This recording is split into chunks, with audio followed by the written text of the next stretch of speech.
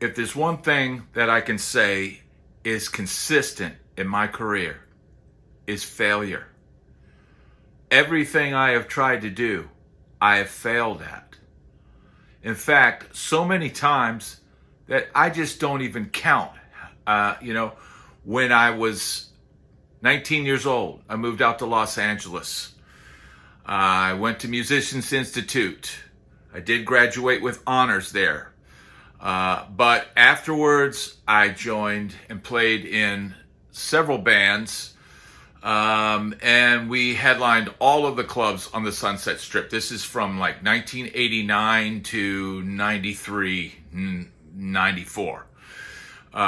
We tried to get a record deal, but inevitably, we never could find the right singer for the band. We went through probably 5 or 6 different singers. I lost count. Some of them, I don't even know their real name. I have no idea where they are now. But the one thing that was consistent was failure. Okay, in 1994, I moved to Nashville. And I played clubs and gigs for years before I got my first road gig. I got my first road gig. I did 3 weeks on the road and I was canned. Okay, so another valuable lesson. But once again, failure. Most people would have probably given up at this point, but I never did. I immediately came home, started working again in the clubs, started playing, and always tried to play to the best of my abilities, learn the material, show up on time. Yes, I've been known to be kind of wild at times, but I always show up and play my ass off. That being said, my career is filled with failure.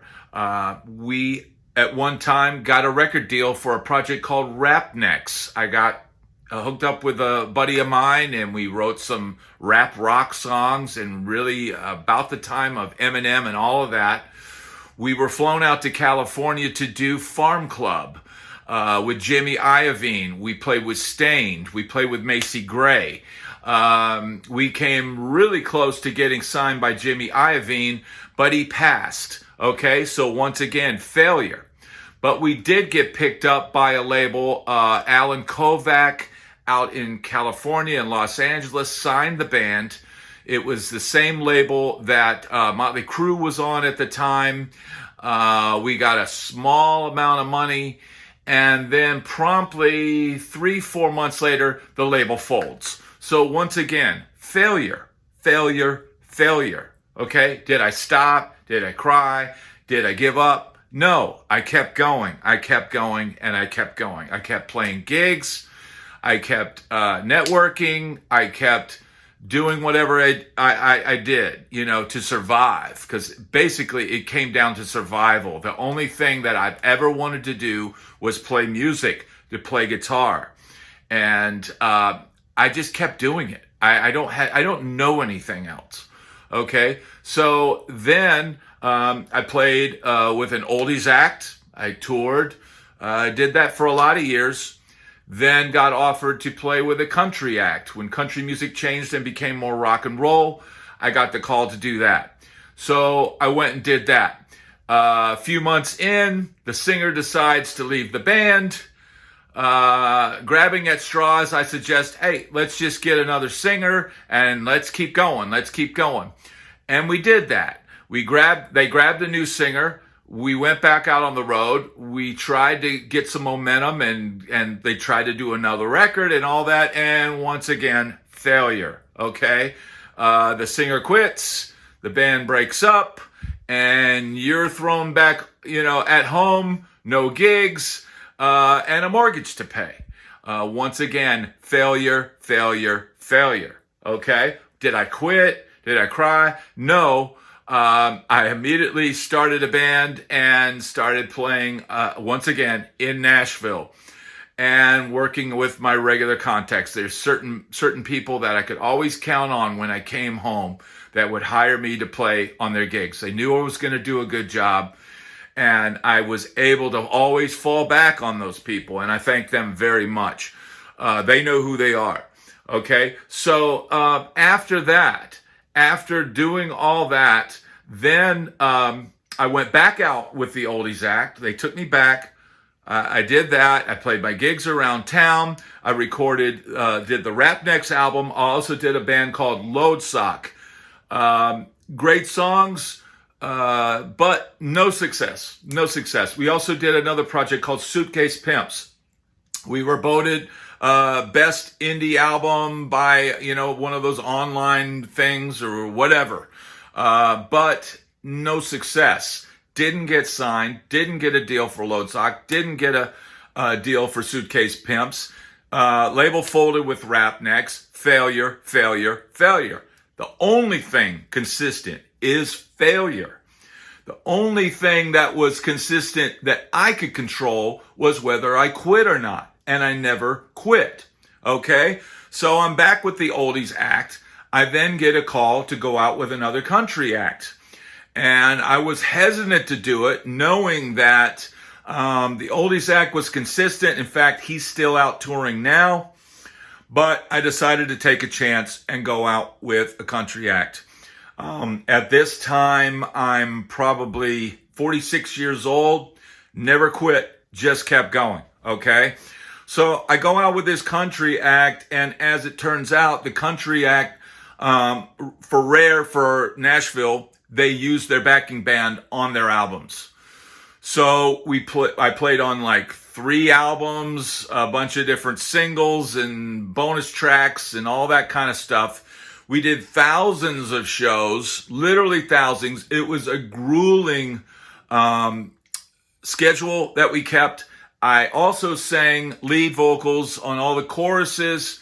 And we did radio performances and TV performances, and it was a whirlwind, half of which I don't even remember anymore because it was so much constantly going. But once again, failure reared its head, and it was probably my fault. But once again, I failed. I lost the gig. I was called and told that we're going in a different direction. But meanwhile, while I was on the gig, I did receive plaques for a number 1 record, 2 number 1 records. And, that was nice. That was a nice, little gesture. Flash forward to 2023. Here we are. I'm 57 years old, right? And one day I'm clicking through Instagram, and I see that a member of that country act was receiving plaques, gold and platinum plaques for records that I had played on. Now, I immediately thought, well, hey, where's my plaques? Because I had received one prior to COVID, just prior to COVID, I'd received a gold album for one of these sessions. So I reached out to the label. The label said, we're no longer buying plaques for, the studio musicians.